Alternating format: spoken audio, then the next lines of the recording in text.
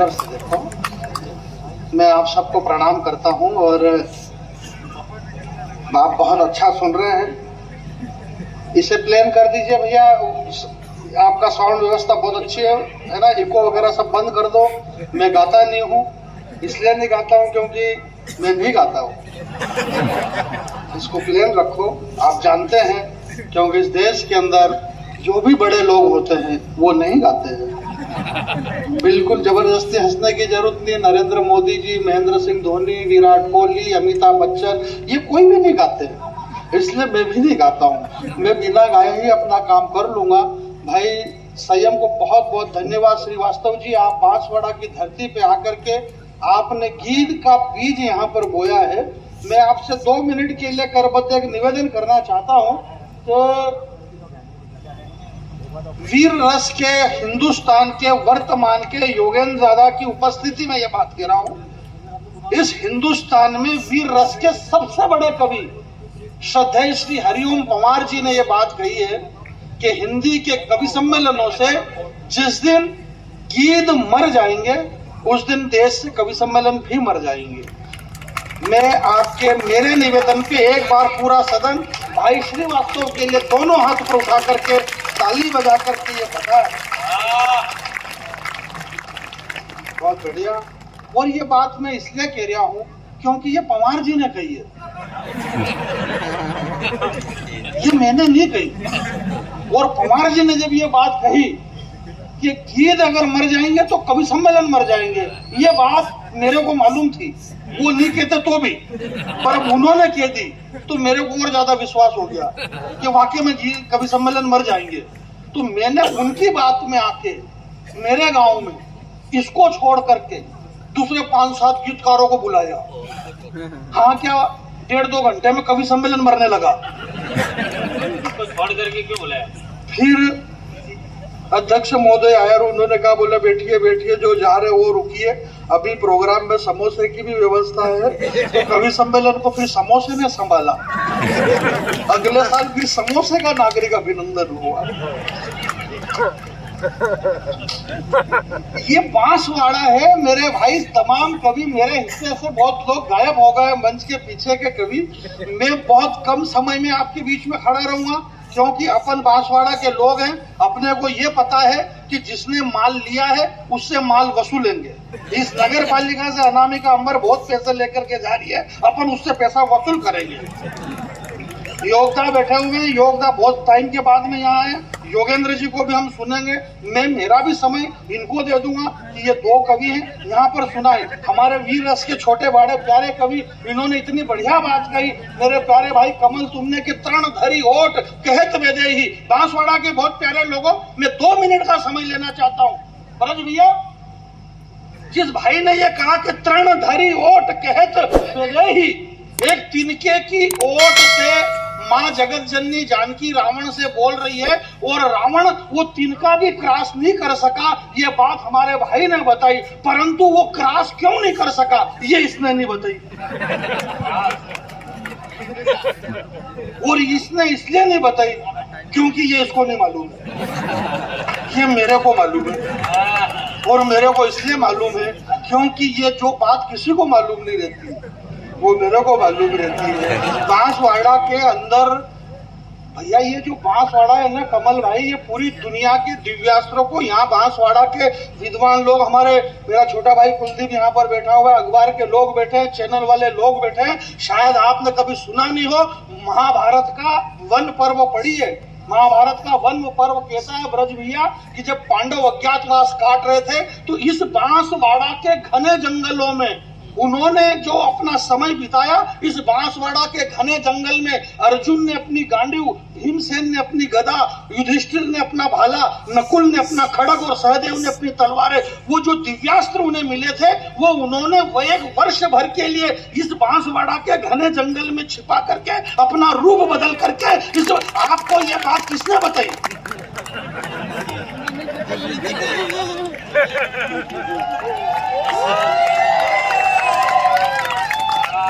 बांसवाड़ा क्या है? ये वो बांसवाड़ा की धरती है जो शहीद महेंद्र सिंह भदौरिया की अर्जी को कंधा देने वाली बांसवाड़ा की इस धरती पे हम योगेंद्र शर्मा जी तक पहुंचना चाहते हैं। मेरे भाई तृण धरी वोट कहत बेदे, बात वापिस वही चालू होगी कि रावण उस तिनके को क्रॉस क्यों नहीं कर सका। और राजनीति के बड़े लोग यहाँ पर बैठे हुए होंगे मेरे भाई। मैं आपके बीच में हम जिन नेताओं को के खिलाफ बोलते हैं कि बड़े बड़े मंत्री मिनिस्टर अपने वादे से बदल गए, नीतीश कुमार 9 बार पलटी मार गए, फलाना विधायक पलट गया, सांसद कल इस पार्टी में आज इस पार्टी में, ये लोग पलटी मार गए। मैं आपके बीच में कह रहा हूँ कि अगर वो लोग पलटी मार सकते हैं तो उनको मारना जरूरी है, क्योंकि वो नेता है। वो पलटी नहीं मारेगा तो कौन मारेगा। मैं आपके भी यार, मैं जिस बच्चे को, जिस औलाद को योग भैया, बल्लू भैया मैंने पैदा करा, जिस दीपक भाई पहली बार आप सुनेंगे ये बात, और अगर इसके पहले भी सुन रखी है तो चेहरे का हाव भाव ऐसे बनाओ जैसे पहली बार सुन रहे हो आप। जिस बच्चे को हमने पैदा करा, मेरा खुद का बड़ा वाला बेटा जब उसकी माँ के पेट में था तो 8 महीने और 28 दिन तक वो बिल्कुल सलामत था। 9 महीने जैसे ही पूरे हुए और मेरा निजी डॉक्टर मेरे से कह रहा, बोले जानी बाबू डिलीवरी ऑपरेशन से होगी। मैंने कहा क्यों?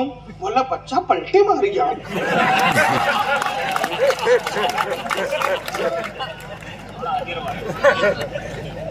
मैंने कहा खाई में, बोले बच्चा माँ के पेट में पलटी मार गया, डिलीवरी तो ऑपरेशन से ही होगी। मैंने कहा क्यों ना, 9 महीने तक बच्चा सलामत था, अब ऑपरेशन। बोले देखो ऐसा है, मैंने कहा तेरे हाथ जोड़े डॉक्टर साहब, औरत बहुत दुबली पतली है, कमजोर है।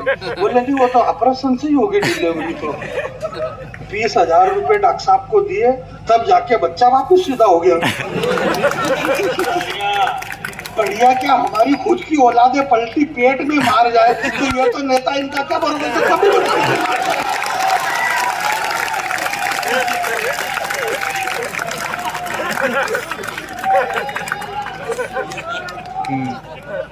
भाई, इनका क्या भरोसा, ये पलटी नहीं मारे तो काहे क्या नेता। सामान्य सी बात है यार, ये तो पलटी मार ही देते हैं, इसमें कोई नई बात नहीं है। बांसवाड़ा में सब बता रहे, बोले हम पहली बार आए हैं, पहली बार आए। मैं तो कई बार आया हूँ, क्योंकि कई बार बुलाने के लिए, बुलाने वालों का भी कलेजा चाहिए और आने वाले का भी कलेजा। तो हम दोनों कलेजे वाले लोग बैठे हुए हैं, सामने वाले भी कलेजे वाले और जानी बेरा की भी कलेजे वाला। मैं ये कह रहा था, मेरी बहनें, 2 बहनें इस मंच पर बैठी हुई है, और कमल भाई ने तुमने एक बात कही कि तृण धरी वोट कहते बेदे, ये तिनका रात भर चलेगा दोस्त। ये बात नहीं है, आप पढ़े लिखे लोग इनको बताना कि राजस्थान के इस धरती पे कविता होती है, तिनका रात भर इसलिए चलेगा, तिनका रात भर नहीं चलेगा, दिन भर चलेगा, ये तिनका जिंदगी भर चलेगा। क्योंकि तिनका जब आंख में गिर जाता है ना, तो वो तिनका जब तक नहीं निकले तब तक आंख में दर्द होता है। मेरे भाई, मैं आपके बीच में ये कहना चाहता हूँ योगेंद्र शर्मा जी कि उस तिनके की साइज बहुत छोटी थी। आप मेरी उंगली देख रहे हो कि तिनका, जिसको उंगली देखना है वो उंगली देखो, और तिनका देखना है वो तिनका देखो। योग भैया, तिनके की साइज छोटी है, परंतु तिनका, आचार्य जी आप पीछे बैठे हुए हैं, आचार्यों का आशीर्वाद चाहिए। इस देश की समस्या अब ये हो गई कि नेता लोग और गुंडों में क्राइम, और वो उसको गोली मार रहे, और ये गोली, अरे ये लड़े तो लड़े, आजकल साधु लड़ने लग गए। राम भद्राचार्य जी कह रहे कि मैं इसको नहीं, और वो कह रहे कि मैं इसको नहीं। और इस देश में कांग्रेस और भाजपा वाले, इन कवियों को यही मालूम नहीं कि देश में सबसे ज्यादा अगर एकता है तो भाजपा और कांग्रेस में ही है। इनसे ज्यादा एकता किसी में ही नहीं। मर्जी पड़े तब हमारे मध्य प्रदेश में तो 20-20, 25-25 इधर से इधर आ, पूरी भाजपा, पूरी कांग्रेस भाजपा में, भाजपा वाली कांग्रेस, इसकी एकता। ये अन्य आरटी पार्टी और दोनों पार्टियों का एक ही काम है, भाजपा का एक ही काम है। भाजपा कह रही है कि देश में सनातन खतरे में। क्या बात, क्या अभी योगदान भी यही कहेंगे कि सनातन खतरे में। कांग्रेस कह रही है कि संविधान खतरे में, संविधान खतरे में, सनातन खतरे में। मैं आपके बीच में यह कह रहा हूं मेरे भाई कि जो लोग ये कह रहे हैं कि सनातन खतरे में है, मेरा यह मानना है मेरे भाई के अंदर की आंखें खोल करके अंतस मन को देखो। आहा कि अभी आंखें तो खोलो। अंदर की आंखें खोलकर अंतर लोग ना पहली बार आप सुनेंगे जो लोग कह रहे हैं कि सनातन खतरे में, अंदर की, पत्रकार महोदय, अंदर की आंखें, बलवंत बल्लू ने कहा बोला जाने बेरा की अंदर आंखें रहती कहाँ है? तो मैंने कहा यार तेरी ऐसी स्थिति, तेरे को क्या मतलब अंदर की बातों से? अंदर की आंखें, अंदर की आंखें खोल करके अंतस मन को देखो, सनातन की ताकत देखना है तो चलो एक बार वृंदावन को देखो।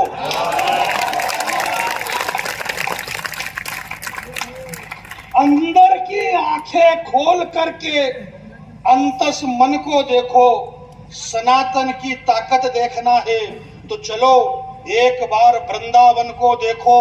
वहां पूरी की पूरी दुनिया का विज्ञान यह सोच करके शर्मिंदा है जिसके बगैर आदमी जिंदा ही नहीं रह सकता। वो प्रेमानंद जी बिना किडनी के कैसे जिंदा है? आप भी तालियां ले, हाथ खड़े हो मेरे भाई।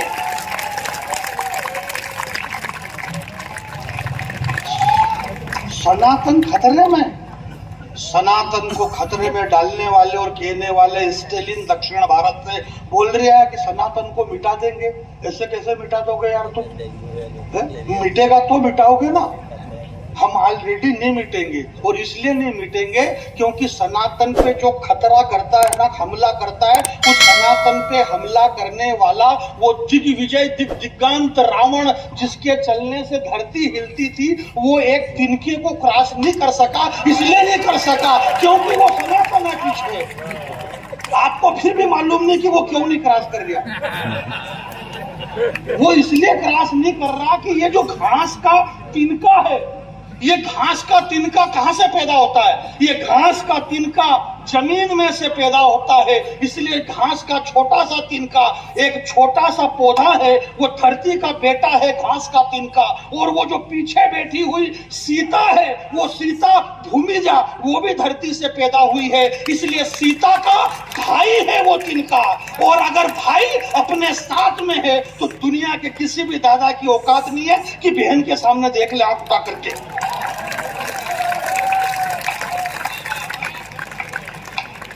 वो तृणधरी ओट कहत बेदहि, माता जगत जननी तिनके को इसलिए बीच में रख देती है। वर्तमान की मॉडलिंग करने वाली या जींस टी शर्ट वाली बहनें मेरी बात को सुने कि आप किसी भी कहीं भी घूमे, पूरी दुनिया में घूमे, मेरे को बताइए, यहाँ पत्रकार लोग, बड़े लोग बैठे हुए हैं, कि अगर उन लड़कियों के साथ में, अगर उन लड़कियों ने अपने छोटे भाई की उंगली पकड़ रखी है तो बाजार में कोई सामने देखेगा क्या उसके? अरे बोले यार उसका भाई साथ में आ रहा। बहन की रक्षा के लिए भाई सबसे बड़ा हथियार होता है, और वो तिनका माँ जगत जननी का भाई है। इसलिए माता जानकी ने उसको बीच में रखा। रावण की हिम्मत नहीं होती है कि उस भाई को क्रॉस कर दे। इसलिए मेरी बहनों से ये कहना है कि जो इस देश के अंदर लव जिहाद की घटनाएं हो रही है, वो अपने अधिकार के अंदर रहे। यहाँ राजनीति के बड़े लोग बैठे हुए हैं। ये जो आचार संहिता लगती है, आचार संहिता का मतलब आप समझते क्या होता है? क्या होता है आचार संहिता? आचार संहिता का मतलब क्या है? आचार संहिता का मतलब आचार संहिता है। ये किसी को समझ में नहीं है कि ये क्या है, बस ये समझ में नहीं आती, पर फिर भी ये है। ये समझ में नहीं आती पर ये लगती है।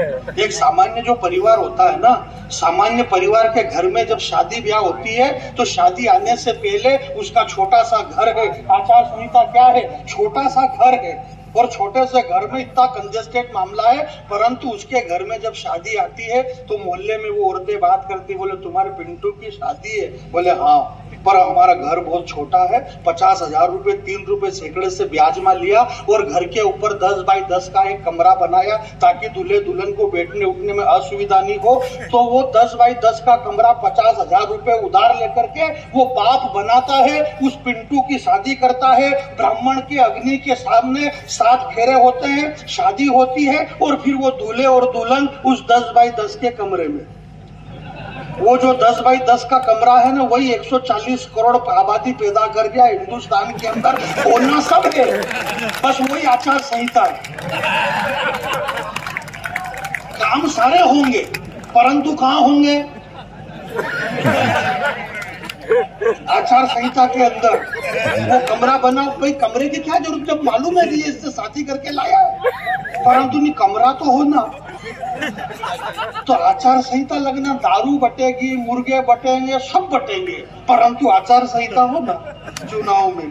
तो जो दुनिया की पहली आचार संहिता लगी मेरे दोस्त, वो दुनिया की पहली आचार संहिता लगाने वाले हमारे धर्मीधर लखन लाल जी ने तरकस में से एक तीर खींचा, और तीर खींचते हुए लखन जी ने कहा कि हे मेरी माता सीता भाभी, आप इस रेखा से बाहर पांव मत करना। दुनिया के किसी रावण की ताकत ने जो आपकी तरफ नजर उठा करके देख ले, वो दुनिया की पहली आचार संहिता थी। मेरे भाई ने जो कहा कि 35 टुकड़े इस बेटियों के करके फेंक दिए, 35 टुकड़े, और नीले ड्रम में ये 35 टुकड़े करने वाले लोगों से मेरा ये मानना है, उनसे पहले ही मेरा ये कहना है, जो भारत की बेटियां है, मेरी बेटियों से मेरा ये कहना है कि जिस दिन से घर से बाहर तेरा पांव चला गया, अभी पांव तो देखो कैसे जा रहा है योगा, जिस दिन से घर से बाहर तेरा पांव चला गया, इस छोटे से बच्चे को एक पंक्ति पे आशीर्वाद दे देना। मैं आपसे आशीर्वाद चाहता हूँ। श्रद्धेय श्री ज्ञानी बैरागी जी आशीर्वाद चाहते हैं आपके बीच में। कोई अपनी इज्जत तो अपने को करना पड़ेगी कि नहीं करना पड़ेगी, तो दूसरा कौन पड़ेगा? अपनी जरूरत है तो अपने को करना ही पड़ेगी। मैं एक कविता आपके बीच में खड़ी कर रहा हूँ। कमल भैया, तुमने तिनका ऐसा रखा बीच में, ऐसा तिनका, और गांधी जी 500 के नोट पे और 100 के नोट पे, और चंद्रशेखर आजाद और भगत सिंह, देखो ऐसा है कि सबकी अपनी अपनी जगह है। भाई गांधी जी अगर नोट पे है तो भगत सिंह और सुखदेव, चंद्रशेखर आजाद, उनकी जगह हमारे हृदय में है, हिंदुस्तान के हृदय में। भगत सिंह की हमारी दोनों बहनें मंच पर आ चुकी है। अब मैं इन बहनों से ये कहता हूँ कि जब आप गई, आपके जाने के बाद में यहाँ खूब जमा था। बहनों को मालूम पड़ना चाहिए। तो बहनें आ चुकी है। अनामिका अंबर देश की एक बड़ी कवयित्री है, ब्रजमोहन तूफान साहब का और नगर पालिका का बहुत बहुत धन्यवाद कि देश की इतनी महंगी और एक बड़ी कवयित्री को आपने यहाँ पर बुलाया। आप चाहते तो यहाँ कोई लाफ्टर शो, ऑर्केस्ट्रा करवा सकते थे, परंतु आपने हिंदी का कवि सम्मेलन करवा करके देश के इन बड़े कवियों को यहाँ पर बुलाया। इसलिए भी मैं तमाम कवियों की तरफ से आपको बहुत बहुत धन्यवाद देता हूँ। हालांकि इसमें धन्यवाद की जरूरत नहीं, दूसरे प्रोग्राम में पैसे ज्यादा लगते हैं, ये थोड़ा सस्ते वाला प्रोग्राम है, इसलिए आपने ये प्रोग्राम किया, वरना ऐसा कुछ भी नहीं है। मेरी बात अधूरी रह जाएगी। मैं ये कह रहा था कि जिस दिन से घर से बाहर तेरा पांव चला गया, बस उसी दिन से अपने दादाजी की मूंछ का ताव चला गया। आपकी तालियां कमजोर है मेरे भाई।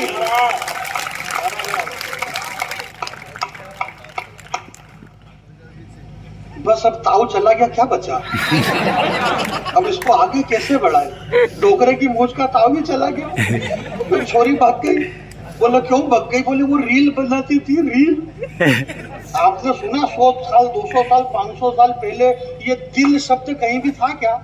रामायण, भागवत, गीता, शिव पुराण, विष्णु पुराण, गरुड़ पुराण, दुनिया का कोई सा भी शास्त्र पढ़ लो, दिल शब्द कहीं सुना था क्या? ये दिल कहां से आया? ये दिल रील से आया।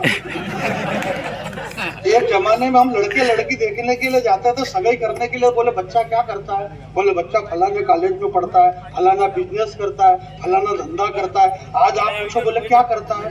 बोले बड़े वाला रील बनाता है। और छोटे वाला? बोले छोटे वाला रैली में जा रहा है।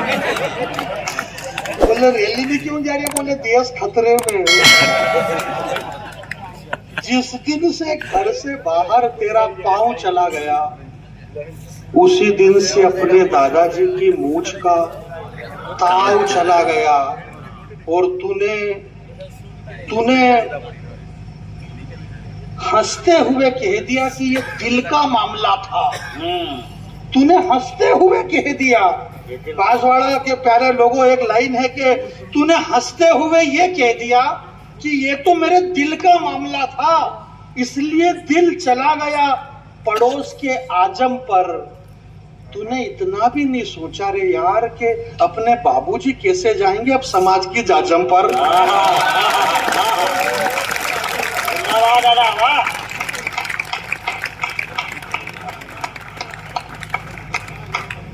अंदर की आंखें, ये एक नंबर वाली अपनी आंखें चल रही है।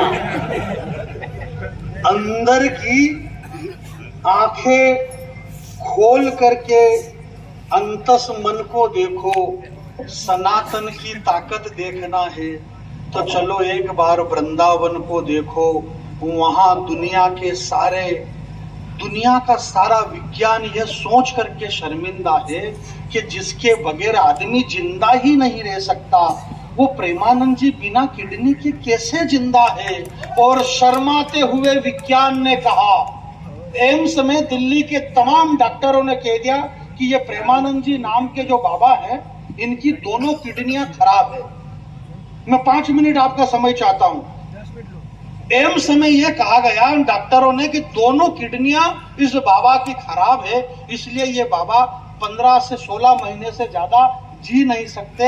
मेरे भाई, आज इस बात को 20 साल हो गए और जिस डॉक्टरों ने कहा था वो डॉक्टर निकल लिए और वो बाबा अभी भी है। हजारों आप सुबह शाम की 8 बजे से पूरी वृंदावन की गलियां खचाखच भरी हुई है बाबा की एक झलक देखने के लिए। सुबह में 4 बजे वृंदावन भ्रमण पे जब प्रेमानंद जी महाराज निकलते हैं तो उनकी एक नजर पाने के लिए हजारों लाखों लोग नजर भर करके रात भर बैठे रहते हैं उनका दर्शन करने के लिए। बस यही सनातन की ताकत है। मेरे कमल भैया, आप इस बात की चिंता न करें, हमारा सनातन खतरे में, सनातन की दुनिया में कोई भी नहीं मिटा सकता है। मेरे भाई, सनातन सत्य है, शाश्वत है। पीछे तक के लोग दोनों हाथ खड़े करके इस बात का सबूत है कि सनातन सत्य है, शाश्वत है। मेरी कविता का इस बात से कोई लेना देना नहीं था, बस मेरा ये लेना देना था कि मेरे को ब्रजमोहन तूफान जी ने कह दिया था कि थोड़ा लंबा खींच देना, तो ये मैं बीच बीच में खींच रहा हूँ। परंतु मेरे दोस्त, 2 लाइन पे इस बच्चे को आशीर्वाद देना। और मैंने आपसे पहले इन दोनों की उपस्थिति में ये कह दिया था कि मैं मेरा समय भी अनामिका जी को दूंगा। इसलिए दूंगा क्योंकि ये हमारे घर की बेटी यहाँ पर आई हुई है, हम यहीं के रहने वाले हैं, ये हमारे यहाँ पर आई है तो हमारी बहन बेटियों से हम बहुत प्यार करते हैं। ये हमारी घर की बेटी है। हमारे बहुत सारे लोग पीछे बैठे बैठे जो नौजवान सोचते होंगे कि यार ये कितने साल की होगी, मनुष्य सोचता है यार ये अकेली आती है, कोई साथ में आता होगा, इधर से उदयपुर तरफ से आई होगी क्या रतलाम तरफ से आई होगी। आदमी के मन में विचार आता है और वो विचार कह नहीं पाता। अरे 50 दिनों पीछे कई सारे लोग सोच रहे होंगे, बोले यार ये बलवंत बल्लू जन्म से ही लंगड़ा है, बाद में हुआ होगा। विचार आता है, कई सारी बातें बहुत सारा सोचते होंगे, बोले यार जाने बैरागी का पेमेंट कितना होगा यार। सोचने की बात है, अब आदमी सोचता है और जो नहीं सोचता है वो समझ लो कि मरा हुआ है। पूरे देश में प्रोपागंडा कर रखा है, बोले हिंदू मुसलमान में दंगे झगड़े हो रहे। अरे भाई नहीं झगड़ेंगे तो क्या करेंगे? आपको झगड़ना बहुत जरूरी है, क्योंकि झगड़ता कौन है? जो जिंदा है वो झगड़ेगा, जो मर गया वो तो झगड़ ही नहीं रहा। इसलिए अपने जिंदे होने का प्रमाण दीजिए और झगड़े को जारी रखिए। हमें झगड़ना पड़ेगा मेरे भाई। बहुत सारे लोग तो अपने आप से झगड़ा कर रहे हैं, उनको कुछ मिला ही नहीं। रूस ने और यूक्रेन में युद्ध हुआ तो 1.5 साल हो गया, रूस फेंक रहे बम धड़, टीवी खोलो तो धुआं ही धुआं, धड़ मिसाइल जारी धड़ धड़। 1.5 साल से इतनी मिसाइल और बम फेंकी रूस ने यूक्रेन पे। तो वो जो रूस के राष्ट्रपति थे पुतिन, उन्होंने उस चैनल वाले को बुलाया, बोले इधर आ, कब से फेंक रहा है तू? बोले 1.5 साल हो गया। बोले मैंने कब से फेंकना बंद कर दिया, अब तू ये फेंकना बंद कर दे, क्योंकि मेरे खुद के पास अब खत्म हो गए बम। तो चैनल वाले ने क्या बोले, देखो तुम फेंको या मत फेंको, मैं ये बम तब तक फेंकूंगा जब तक आलिया भट्ट को 2nd डिलीवरी नहीं होती है। भाई हमको काम चाहिए। चैनल वाले को, टीवी वाले को, सोशल मीडिया वाले को, मैं दीपक भाई, ये दीपक केरा राजा बाबू बोले, और वो मोबाइल में ऐसे ऐसे आ रहे, अरे मोबाइल में पगले ऐसे ऐसे आते हैं जैसे अपन मोबाइल चालू करें ना, चालू करते से ही वो गूगल चालू करो तो अगर आपके घुटने में चट चट की आ रही है आवाज तो भूल करके भी इस तरह से न पिए पानी। अरे यार फिर कैसे पिए? तो वापस उसका ऑप्शन दबाओ, तो जैसे दूसरा दबाओ तो दूसरा आ जाए, बोले ये वो 5 अभिनेत्रियां जो शादी से पहले हुई प्रेग्नेंट। आदमी फिर वो ढूंढता कि यार ये कौन होगी 5, ये 5 कौन होगी? दिन भर रात के 2 बजे तक वो ढूंढा करता है, जादू है कि वो 5 कौन है। तो जैसे दबाता जाता दूसरा फंक्शन चालू होता जाता, वो दबा रहे, बोले वो 5 अभिनेत्रियां कौन है जो शादी से पहले प्रेग्नेंट हुई थी। जैसे ही वो दबाता तो वापस दूसरा 70 साल की उम्र में भी दिखना चाहते हो 35 जैसे, तो भूल करके भी रात में ना करे, ये गलती है।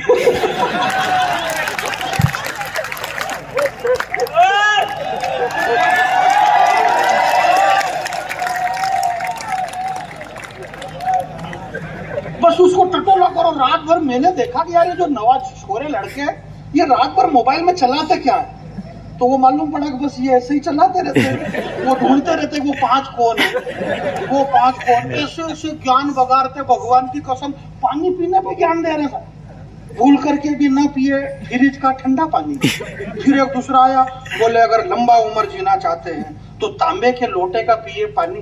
फिर एक चौथा आया, अगर जिंदगी भर रहना चाहते हैं स्वस्थ तो पानी को सिप सिप करके पिए। यार ये सिप सिप क्या होता होगा?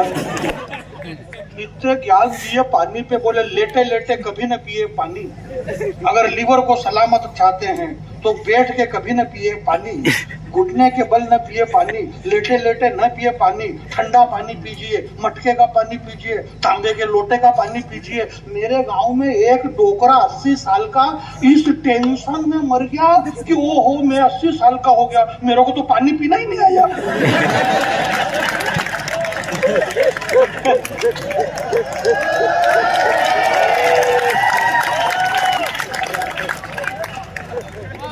यार हम देशभक्ति की बात कर रहे हैं, मेरे राजा बाबू, कमल बाबू, आप देशभक्ति की बात कर रहे हो।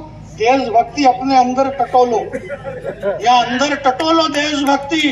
100 करोड़ के टिकट बिके हैं और दुबई के अंदर क्रिकेट हुआ है, और धर्म पूछ करके उन हरामियों ने पहलगांव में 27 लोगों को धर्म पूछ करके गोली मारी। जिन्होंने धर्म पूछ करके गोली मारी उनका कोई धर्म नहीं है। अगर उन आतंकवादियों का धर्म नहीं है तो हम उन क्रिकेट खिलाड़ियों से क्रिकेट खेलते हैं, तो फिर बताओ हमारा क्या धर्म है? हमारा क्या धर्म है?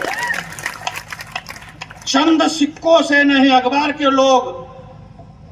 मैं योगेंद्र शर्मा जी के चरणों में ये पंक्ति नहीं रख रहा हूं, मैं उनको सादर समर्पित कर रहा हूँ। इन चरणों में रखो, मालूम पड़े वो फट से दबा दे पाओ पे।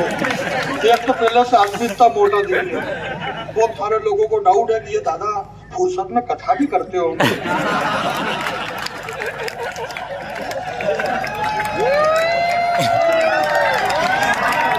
दिक्कत ये नहीं, मेरे को दिक्कत ये नहीं क्या देशभक्ति और जोर जोर से तो कमल भाई, और आप तो बहुत श्रेष्ठ कवि है, मेरा प्रिय कवि है कमल।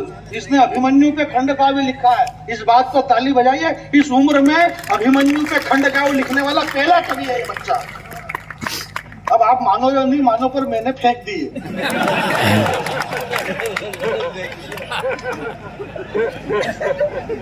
कई बार क्या होता है कि बस बातें ऐसी चलती है जो कि है नहीं। जैसे हमारे मंचों पे क्या चल रहा, बोले ये सरस्वती की पुत्रिया, ये सरस्वती के बेटे, ये सरस्वती की पुत्री।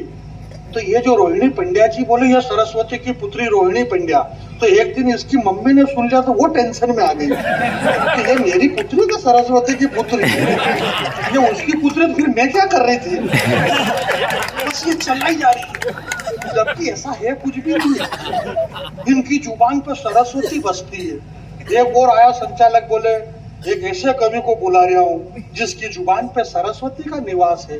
मैंने कहा सरस्वती को जुबान पे से हटा, जब भी हाल समोसा खाएगा कवि।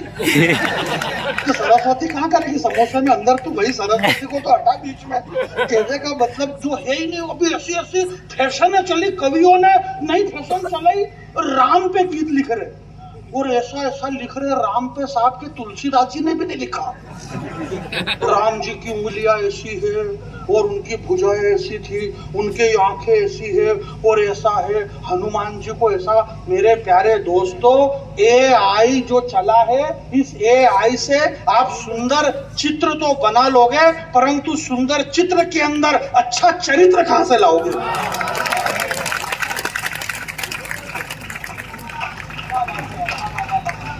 मैं आपसे ये कह रहा हूं मेरे दोस्त कि अंदर की आंखें खोलकर, आंखें तो अंदर की खोलना पड़ेगी मेरे को, क्योंकि हमारी अंदर की आंखें नहीं खुली। अभी हमारे यहाँ मोदी जी आए बांसवाड़ा में, कितनी तारीख को आए थे? 25। जितनी तारीख को भी सबको आपको मालूम ही है, तो वो आए थे मोदी जी। 14 साल हो गए। ये सारे कवि भी एक ही बात कहते हैं कि हमारा किसी राजनीति पार्टी से कोई लेना देना नहीं, और वाकई में नहीं लेना देना है। ये खाली कहते हैं, जबकि है कंप्लीट। सबको मालूम है ये कंप्लीट, कार्यालय से निकले हुए लोग हैं सब ये। और हमें कोई लेना देना नहीं, मुझे लेना देना नहीं है। बात यह है कि पार्टी का हमसे लेना देना है, और जब पार्टी का हमसे लेना देना है तो फिर धीरे धीरे हमारा भी उससे लेना देना होगा, तो धीरे धीरे दोनों का लेना देना। 14 साल में, अभी मैं आपको बताऊं, 10-14 साल में हिंदी डिक्शनरी में 8 लाख शब्द हैं। 8 लाख शब्द में ब्रज भैया आप तो शिक्षक रहे हैं, एक सबसे बड़ा शब्द आया, नया शब्द, देवतुल्य मतदाता। मतदाता फूल के कुप्पा हो गया, क्योंकि उसको देवता कहा।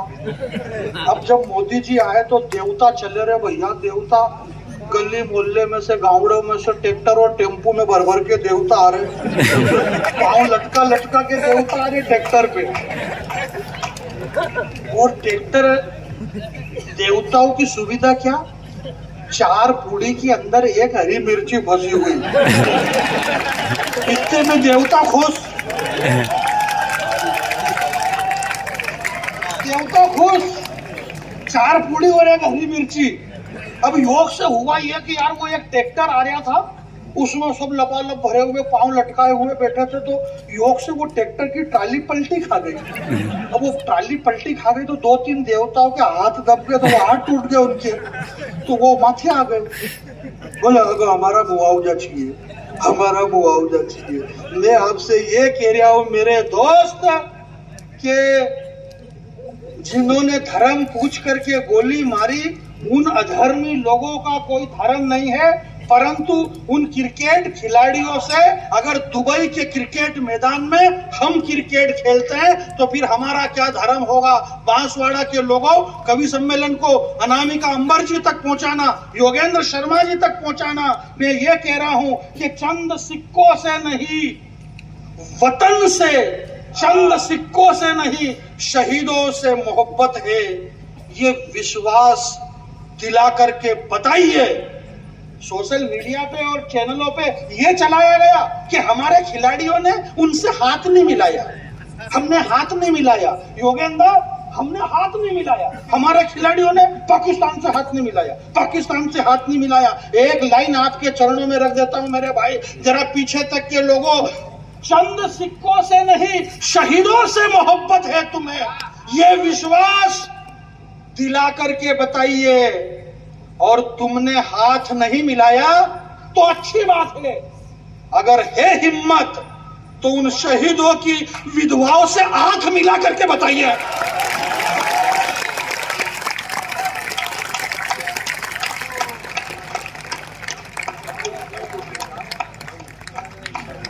जरा एक बार पूरा सदन श्रद्धेय बैरागी जी के सम्मान में दोनों हाथ खड़े करके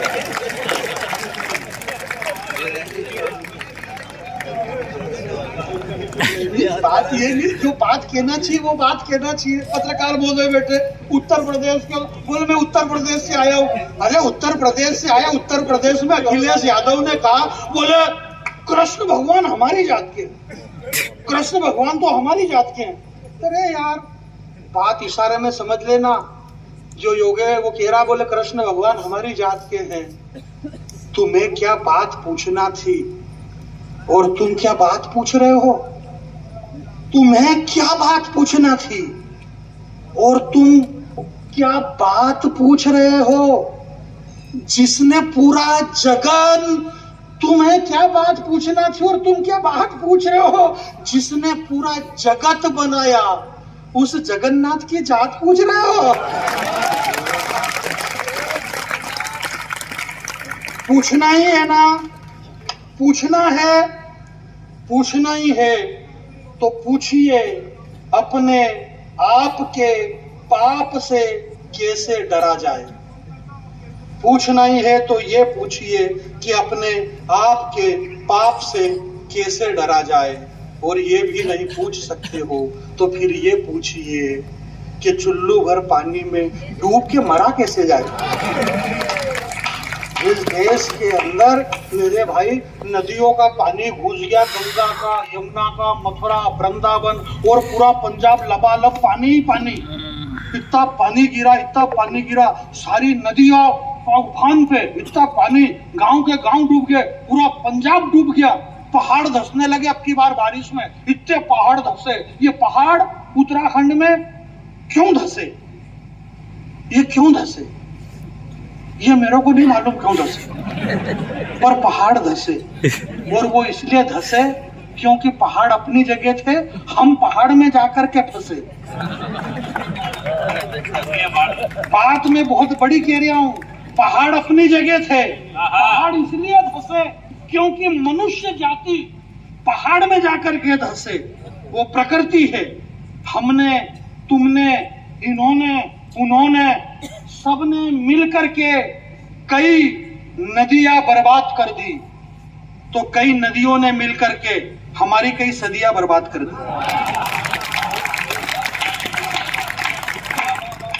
हमने, तुमने, इन्होंने, उन्होंने, सबने मिलकर के कई नदियां बर्बाद कर दी। और नदियां जब अपनी वाली पे आई तो उन्होंने हमारी कई सदियां बर्बाद कर दी।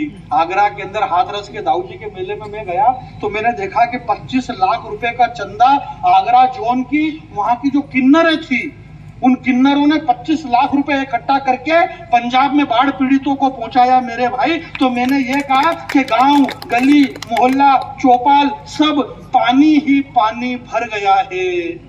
हे गिरधारी, अब आप ही गिरी को धारण करो।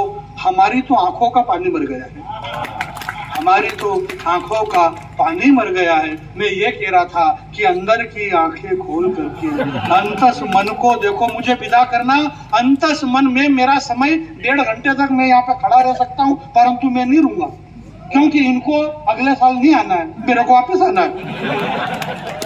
अंदर की आंखें खोलकर अंतस मन को देखो। अगर सनातन की ताकत देखना है तो चलो एक बार वृंदावन को देखो। वहां पूरी की पूरी दुनिया का विज्ञान ये सोच करके शर्मिंदा है कि जिसके बगैर आदमी जिंदा ही नहीं रह सकता, वो प्रेमानंद जी बिना किडनी के कैसे जिंदा है। तो शर्माते हुए विज्ञान ने कहा, डॉक्टरों ने कहा, शर्माते हुए विज्ञान ने कहा कि इस बाबा ने तो कमाल कर रखा है। कविता के लोग पकड़ लेना, शर्माते हुए विज्ञान ने कहा कि इस बाबा ने तो कमाल कर रखा है। बाबा ने भी मुस्कुराते हुए कह दिया, मुझे तो किसी और ने संभाल रखा है। आपके हाथ उठे अगली पंक्ति पे और हमारे प्यारे श्रीवास्तव भाई को बताए कि ये राजस्थान की धरती है। टैरिफ लगाने वाले अमेरिका, उस बेवकूफ को ये पता नहीं है कि जो हिंदुस्तान घास की रोटी खा करके दिन काट सकता है, वो टैरिफ से क्या डरेगा मेरे भाई। ये वो राजस्थान है मेरे भाई जहाँ पे माता मीरा ने जो गीत लिख दिए और इसके बाद में फिर खेल खत्म हो गया मेरे भाई। ये वो हिंदुस्तान है जो जयपुर के अधिवेशन में न्यू जर्सी से आए हुए पत्रकारों ने कहा कि हिंदुस्तान में नारी सुरक्षित नहीं है। उस मूर्ख को ये पता नहीं है कि पूरी दुनिया में अगर सुरक्षित है नारी तो वो हिंदुस्तान में सुरक्षित है मेरे भाई। एक नारी की रक्षा के लिए एक आमिष भोगी पक्षी जटायु अपने प्राणों का उत्सर्ग कर देता है और रावण से अपने पंख कटा देता है। ये वो हिंदुस्तान है जहां पशु पक्षी तक नारी की रक्षा के लिए अपने प्राण दे देते हैं मेरे भाई। परंतु इन नारियों से मेरा निवेदन है कम से कम कि जिस दिन से घर से बाहर तेरा पांव चला गया, तेरी वजह से मेरे